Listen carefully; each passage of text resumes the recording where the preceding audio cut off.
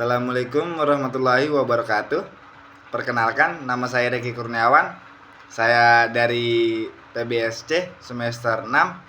Saya akan memaparkan materi dari kelompok 1 sampai kelompok 6. Yang mana ini adalah tugas ujian tengah semester dari dosen saya. Langsung saja. Yang pertama yaitu dari kelompok 1, laporan keuangan sebagai alat komunikasi. Laporan keuangan merupakan bagian dari manajemen keuangan. Laporan keuangan merupakan bahasa tertulis dari kegiatan perusahaan, di mana laporan keuangan menjadi sumber informasi untuk mengetahui kegiatan dan perkembangan perusahaan. Yang selanjutnya, laporan keuangan dan jenisnya. Laporan keuangan, analisis keuangan memerlukan bahan baku berupa laporan keuangan. Dari laporan keuangan tersebut, kemudian dihitung rasio keuangan. Dengan demikian, diperlukan adanya pengetahuan laporan keuangan yang cukup luas untuk menganalisis. Seperti diketahui 4 jenis laporan keuangan yang dibuat oleh perusahaan, yaitu yang pertama, laporan posisi keuangan atau neraca. Yang kedua, laporan laba rugi. Yang ketiga, laporan arus kas. Yang keempat, laporan perubahan modal. Yang selanjutnya, prinsip-prinsip akuntansi. Laporan keuangan bersifat historis, yaitu merupakan laporan atas kejadian yang telah lampau. Karenanya, laporan keuangan tidak dapat dianggap sebagai satu-satunya sumber informasi dalam proses pengambilan keputusan. Proses penyusunan laporan keuangan tidak luput dari penggunaan taksiran dan berbagai pertimbangan. Informasi yang bersifat kualitatif dan fakta yang tidak dapat dikuantitatifkan umumnya diabaikan. Laporan keuangan disusun dengan menggunakan istilah teknis, dan pemakai laporan diasumsikan memahami bahasa teknis akuntansi dan sifat dari informasi yang dilaporkan.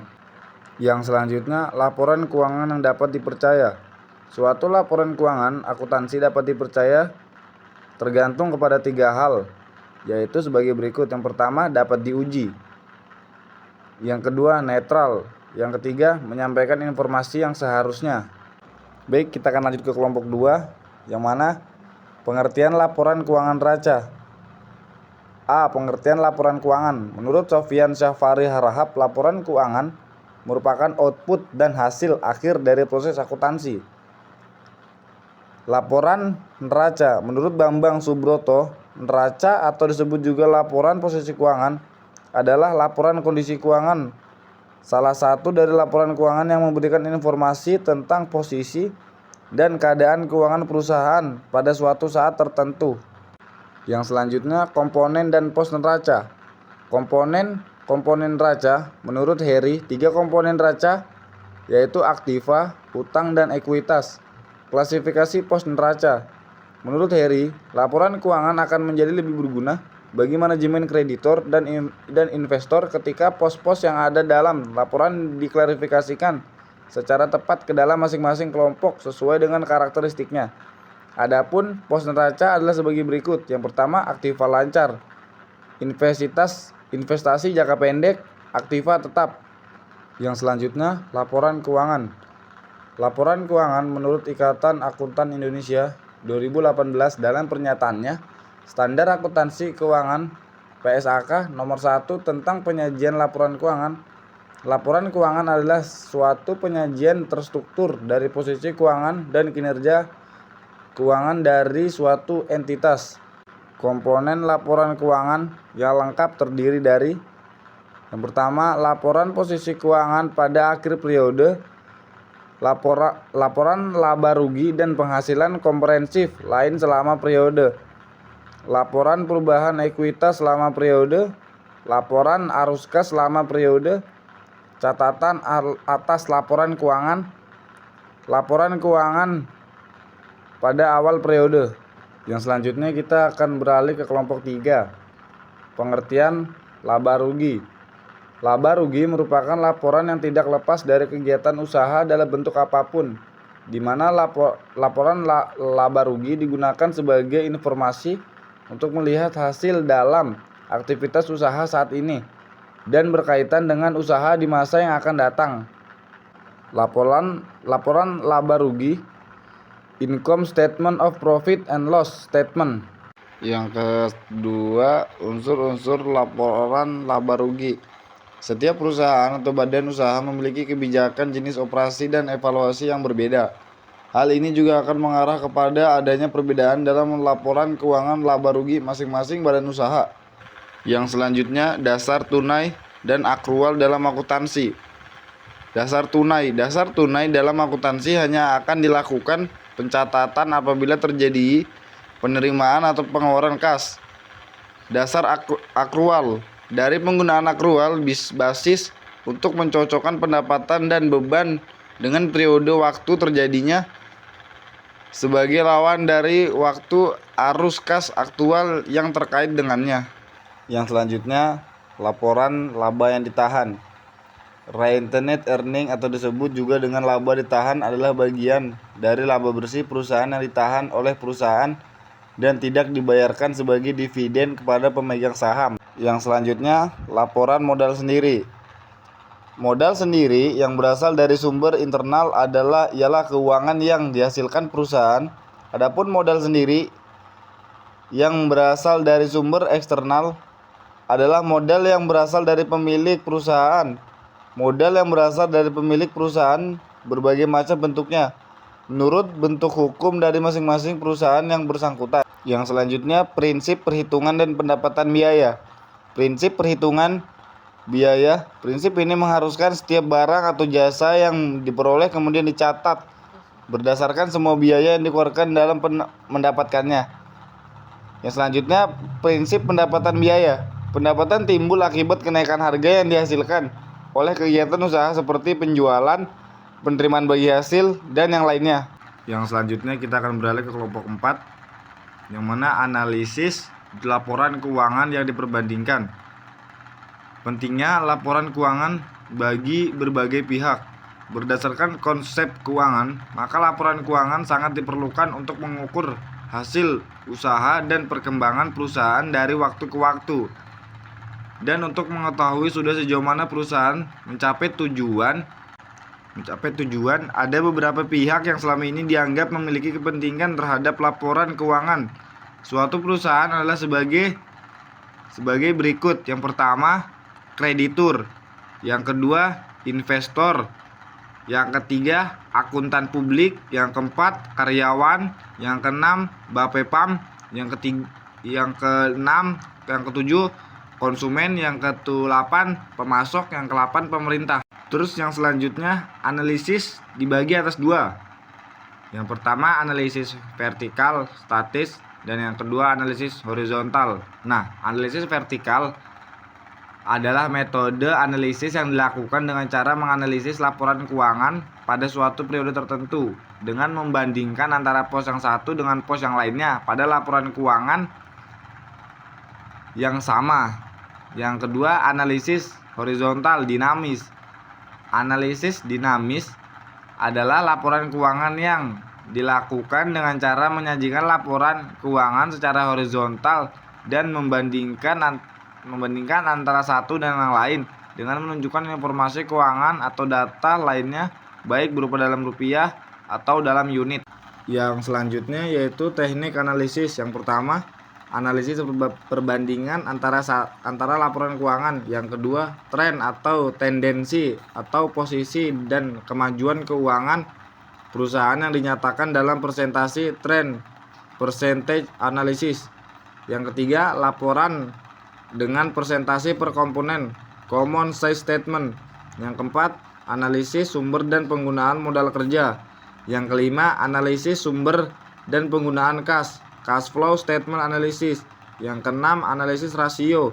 Yang ketujuh, analisis perubahan laba kotor gross profit analysis. Yang kedelapan, analisis break even. Yang selanjutnya yaitu perubahan dalam laporan neraca dalam suatu periode dapat disebabkan oleh yang pertama, adanya perolehan aktiva baru, adanya pengurangan aktiva seperti penulasan utang piutang.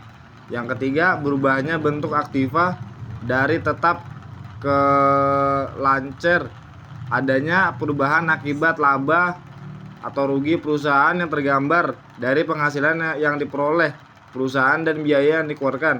Adanya sistem penambahan atau pengurangan modal saham. Mungkin selanjutnya kita akan beralih ke kelompok 5 yang mana pengertian modal kerja. Modal kerja merupakan modal yang digunakan untuk melakukan kegiatan operasi perusahaan. Modal kerja juga dapat diartikan sebagai investasi yang ditanamkan dalam aktiva lancar atau aktiva jangka pendek seperti kas, bank, surat-surat berharga, piutang, sediaan, dan aktiva lancar lainnya. Modal kerja dibagi atas 3, yaitu konsep kuantitatif, konsep kualitatif, konsep fungsional. Yang selanjutnya, tujuan modal kerja. Kegiatan seorang manajer keuangan lebih banyak dihabiskan di dalam kegiatan operasional perusahaan dari waktu ke waktu. Ini merupakan manajemen modal kerja. Yang selanjutnya, investasi dalam aktiva lancar, cepat, dan seringkali mengalami perubahan serta cenderung labil. Sedangkan aktiva lancar adalah modal kerja perusahaan, artinya perusahaan tersebut akan berpengaruh terhadap modal kerja. Selanjutnya, dalam praktiknya seringkali bahwa separuh dari total aktiva merupakan bagian dari aktiva lancar yang merupakan modal kerja perusahaan. Bagi perusahaan yang relatif kecil, fungsi modal kerja amat penting. Perusahaan kecil relatif terbatas untuk memasuki pasar dengan modal besar dan jangka panjang. Pendanaan perusahaan lebih mengandalkan pada utang jangka pendek seperti utang dagang, utang bank 1 tahun yang tentunya dapat mempengaruhi modal kerja.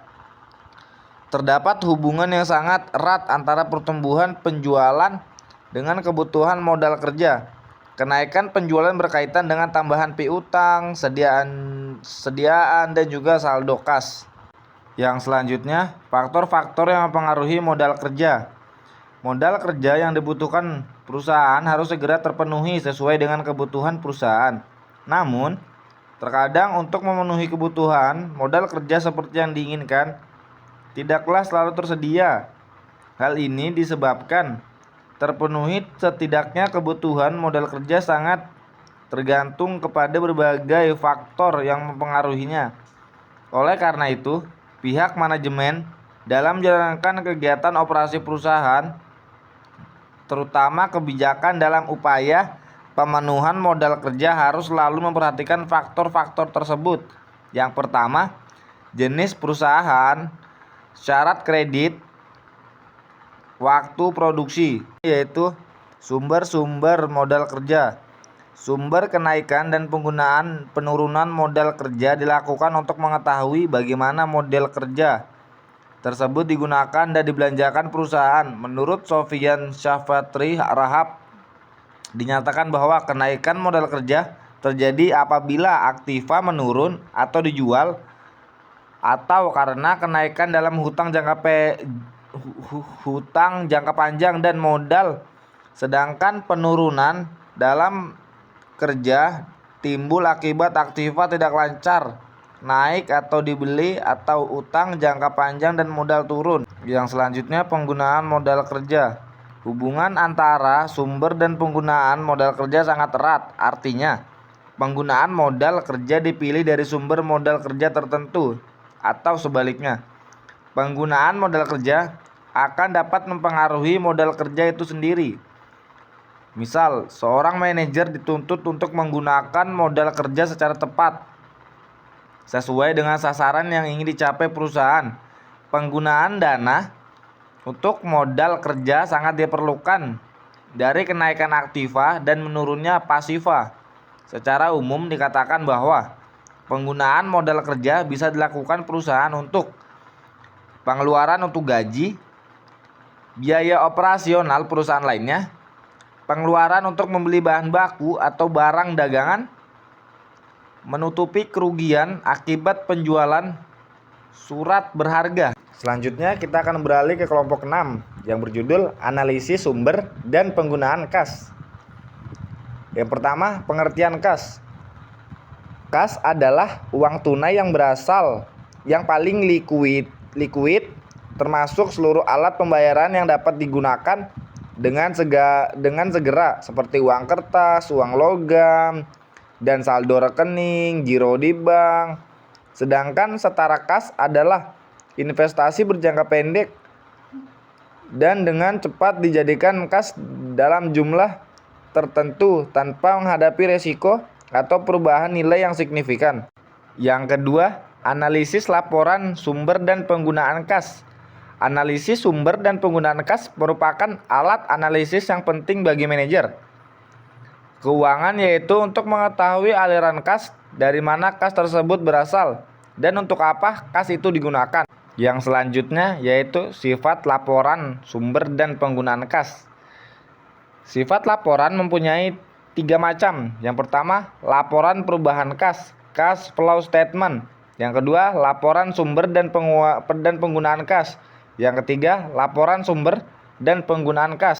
Yang selanjutnya, sumber penggunaan kas. Menurut Johnson, pinjaman jangka panjang yaitu dana yang diperoleh dari pasar dan dana yang tidak perlu dilunasi selama 1 tahun dalam jangka pendek. Pinjaman jangka panjang yaitu dana yang berasal dari dana pasar yang harus dikeluarkan kepada kreditor dalam jangka pendek dan dalam waktu kurang dari 1 tahun. Sedangkan sumber dana kas yang berasal dari dalam perusahaan internal terdiri dari penjualan tunai, pengumpulan piutang, hasil penjualan aktiva tetap. Yang selanjutnya yaitu penyusunan laporan sumber dan penggunaan kas. Menurut Basu, langkah-langkah yang harus diambil untuk menyusun suatu perencanaan adalah sebagai berikut. Yang pertama, menetapkan tujuan, menyusun anggapan-anggapan. Yang ketiga, menetapkan berbagai alternatif tindakan. Yang keempat, mengadakan penilaian terhadap alternatif tindakan yang dipilih. Yang kelima, mengambil tindakan keputusan. Yang keenam, menyusun rencana pendukung. Itulah tadi pemaparan materi dari kelompok 1 sampai 6. Sekian dan terima kasih. Wassalamualaikum warahmatullahi wabarakatuh.